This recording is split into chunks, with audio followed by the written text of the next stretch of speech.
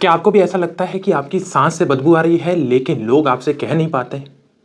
सांस से बदबू आना यानी हैलिटोसिस एक बहुत ही कॉमन प्रॉब्लम है लेकिन बहुत अंडररेटेड प्रॉब्लम है। बहुत से लोग सोचते हैं कि बैड ब्रेथ पेट खराब होने की वजह से हो सकती है या डाइट में प्याज के कारण हो सकती है, लेकिन 80 to 90% केसेस में bad breath mouth related causes की वजह से होती है।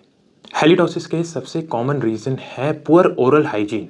अगर आप ब्रशिंग या फ्लॉसिंग ठीक से नहीं करते तो जिंजिवाइटिस हो सकता है, डेंटल केरीज हो सकती है जिसकी वजह से हैलिटोसिस होता है। सेकंड, टंग कोटिंग। अगर जीभ के ऊपर बैक्टीरिया की लेयर जमी है तो उसकी वजह से भी बैड ब्रेथ हो सकते हैं।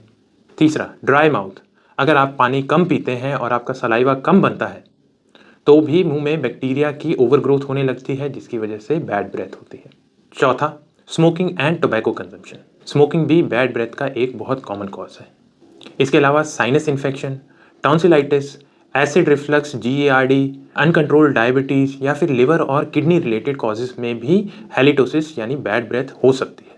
तो इसकी इवैल्यूएशन के लिए आपको ईएनटी या डेंटल चेकअप कराना चाहिए। अगर chronic bad breath, chronic halitosis रह रहा है तो सिस्टमिक इवैल्यूएशन कराना भी ज़रूरी है, जिसमें पूरे सिस्टम के लिए ब्लड टेस्ट, अल्ट्रासाउंड और अदर टेस्ट किए जाते हैं। इसका ट्रीटमेंट कॉज बेस्ड होता है। सबसे पहले तो ओरल हाइजीन मेंटेन करना जरूरी है, प्रॉपर ब्रशिंग और फ्लॉसिंग करें, टंग को टंग स्क्रैपर से डेली साफ करें, हाइड्रेशन मेंटेन करें, डेली 2 से 3 लीटर तक पानी पिएं और शुगर फ्री च्युइंगम से भी सलाइवा प्रोडक्शन बढ़ती है जिससे oral cleaning, oral hygiene maintain रहती है।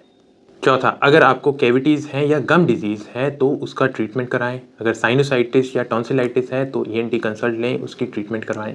इसके अलावा रेगुलर सलाइन गागल्स करने चाहिए, क्लोरहेक्सिडिन माउथ वॉश करना चाहिए। अगर आप स्मोकिंग कर रहे हैं तो उसको क्विट कीजिए। तो बैड ब्रेथ एक छोटी सी समस्या लगती है लेकिन यह आपके कॉन्फिडेंस को, आपकी सोशल लाइफ को बहुत हद तक हैम्पर कर सकती है।